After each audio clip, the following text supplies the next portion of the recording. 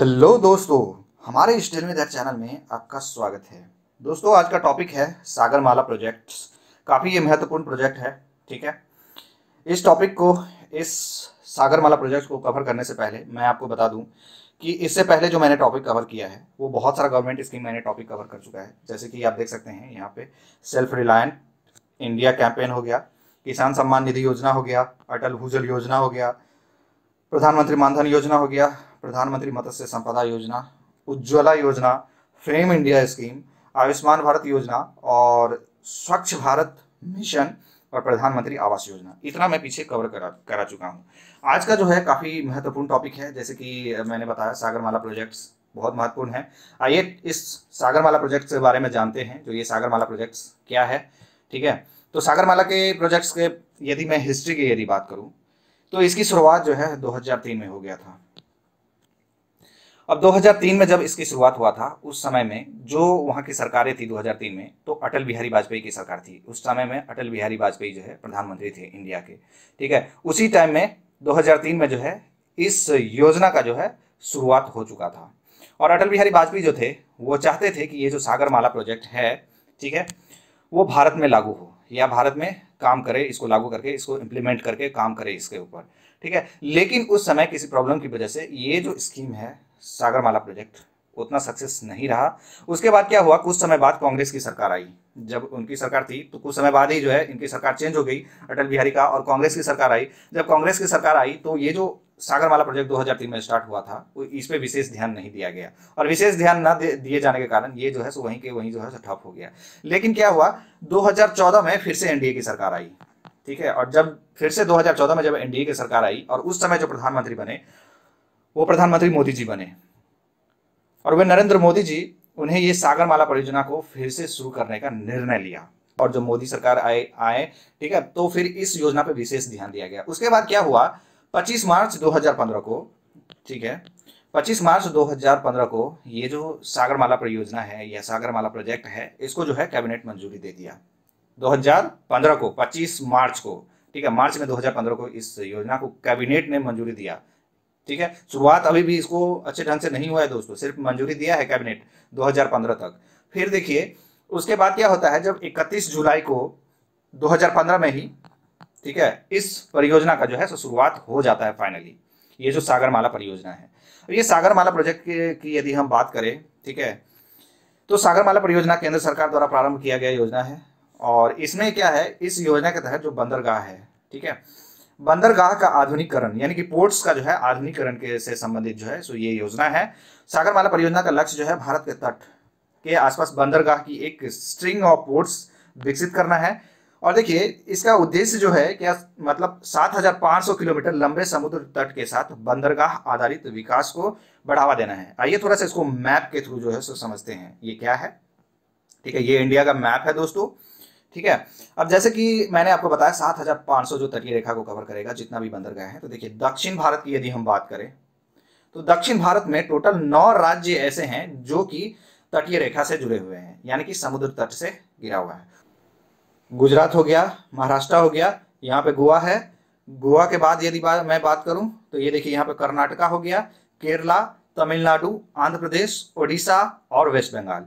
ये टोटल जो है यहाँ से यहाँ तक 9 राज्य ऐसे हैं, ठीक है, जिसमें बड़े बड़े बंदरगाह हैं। और इस बड़े बड़े बंदरगाह से बहुत सारे ऐसे छोटे छोटे बंदरगाह हैं जो इसमें से जुड़े हुए हैं। बहुत सारे ऐसे भी हैं इस 9 राज्य में जो है सो मेन जो है सो बंदरगाह है। और ये जो है यहाँ से यहाँ तक यदि लंबाई, इसकी तटीय रेखा की लंबाई यदि हम बात करें तो 7,500 किलोमीटर जो है इसकी लंबाई है तटीय रेखा।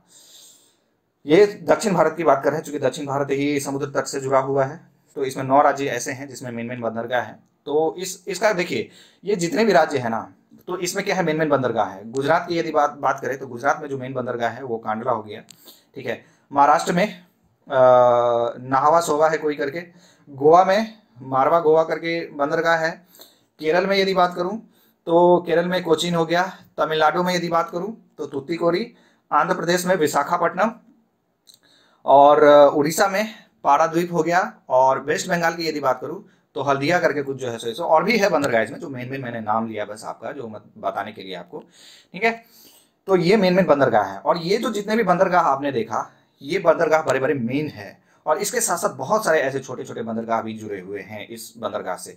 तो ये जो सागरमाला प्रोजेक्ट है ना, इस सागरमाला प्रोजेक्ट के थ्रू ये जो यहां से यहां तक आप देख रहे हैं, इसको एक स्ट्रिंग में जोड़ना है। ये सारे बंदरगाह को एक साथ जोड़ा जाएगा, ताकि देख सकते हैं जो एक्सटर्नल जो भी पोर्ट आएगा इधर कहीं भी आकर के रुक जाएगा। अब यहाँ पे मान लीजिए इस गुजरात में बंदरगाह पे मतलब ज्यादा भीड़ रहेगा तो ये यहाँ पे भेज देगा महाराष्ट्र में। अब महाराष्ट्र में यदि मान लीजिए ज्यादा भीड़ रहेगा तो ये यहाँ पे भेज देगा। तो इसी तरीके से जो है मतलब भीड़ भी कम होगा इससे, इस परियोजना से, जो भी मतलब एक्सटर्नल जो मतलब सामान आता है दूसरी कंट्री से। तो अगर मान लीजिए इस जगह पे भीड़ है तो दूसरी जगह पे भेज देगा, दूसरी जगह पे यदि भीड़ है तो इधर। तो ऐसे में क्या होगा, सामान का जो है आयात और निर्यात मतलब जल्दी से हो पाएगा देश और विदेश में, और साथ ही साथ जो है इंटरनल जो चीजें हैं उसको भी।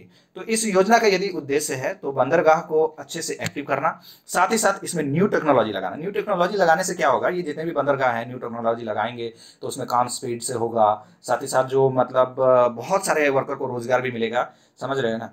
तो इस तरीके से ये योजना का जो है उद्देश्य है।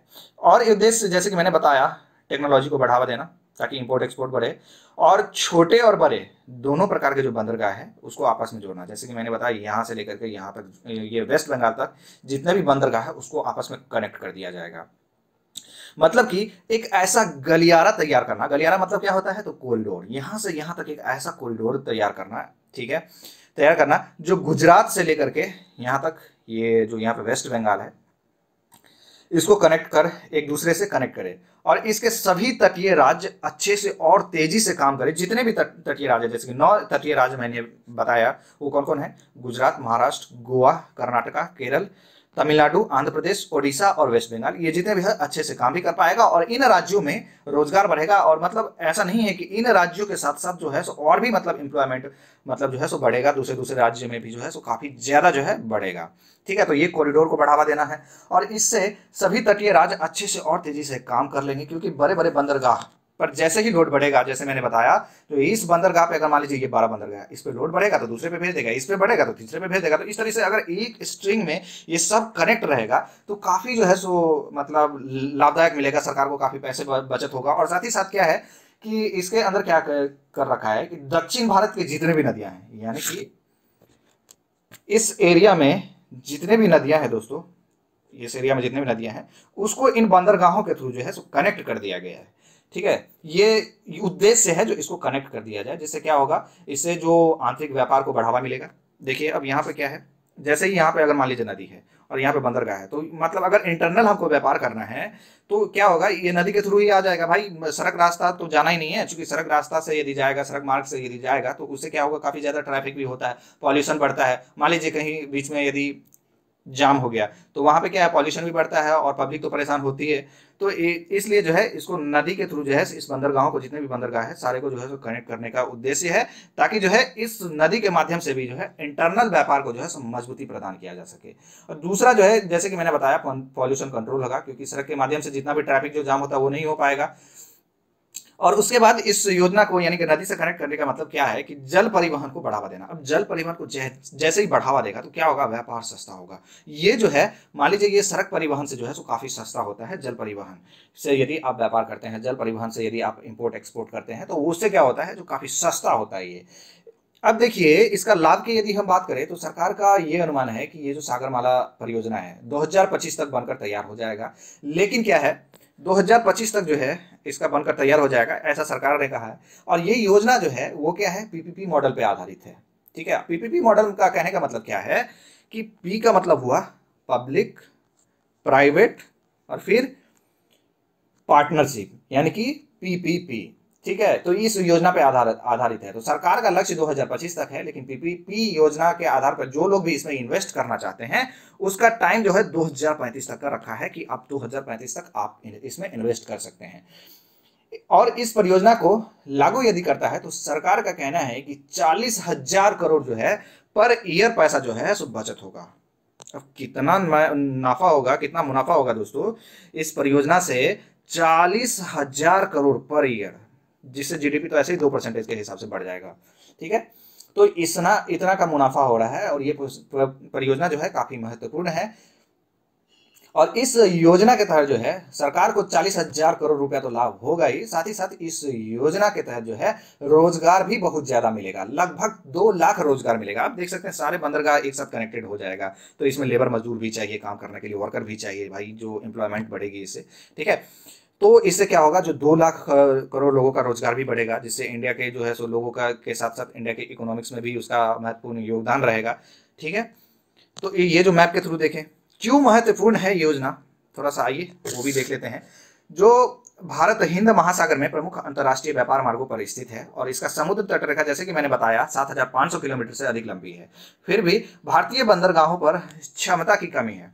आधुनिक सुविधाओं का अभाव के कारण देश के भीतर और बाहर माल को भेजना बहुत अधिक समय लगता है। मान लीजिए जैसे कि मैंने बताया 9 राज्यों में जो मेन बंदरगाह हैं वो बहुत ही मतलब स्लो प्रोसेस है, क्योंकि इसमें टेक्नोलॉजी का अभाव है। तो इस परियोजना के तहत क्या होगा, उसको टेक्नोलॉजी को भी बढ़ावा मिलेगा, साथ ही साथ मतलब क्या होगा कि जो भीड़ है वो भी कम होगा। अगर मान लीजिए सारे मतलब दक्षिण भारत के जितने भी बंदरगाह हैं, जितने भी पोर्ट्स हैं, अगर उसको मैं कनेक्ट कर दूं तो इससे भीड़ कम होगा। जैसे बताया इस बंदरगाह पे यदि कोई मान लीजिए एक्सटर्नल जहाज आता है या माल लेकर के आता है, इस पे अगर भीड़ है तो दूसरे पे भेज देगा, दूसरे पे है तो तीसरे पे भेज देगा, तीसरे पे है तो चौथे पे भेज देगा। तो इससे भीड़ कम होगा और इंटरनल क्षमता जो है व्यापार करने का, इंपोर्ट एक्सपोर्ट का, वो काफी ज्यादा जो है सो विकसित हो जाएगा। अब देखिए नदियों को अंतर्राष्ट्रीय जलमार्ग के रूप में विकसित करने से घरेलू रसद लागतों को कम करने में मदद मिल सकती है।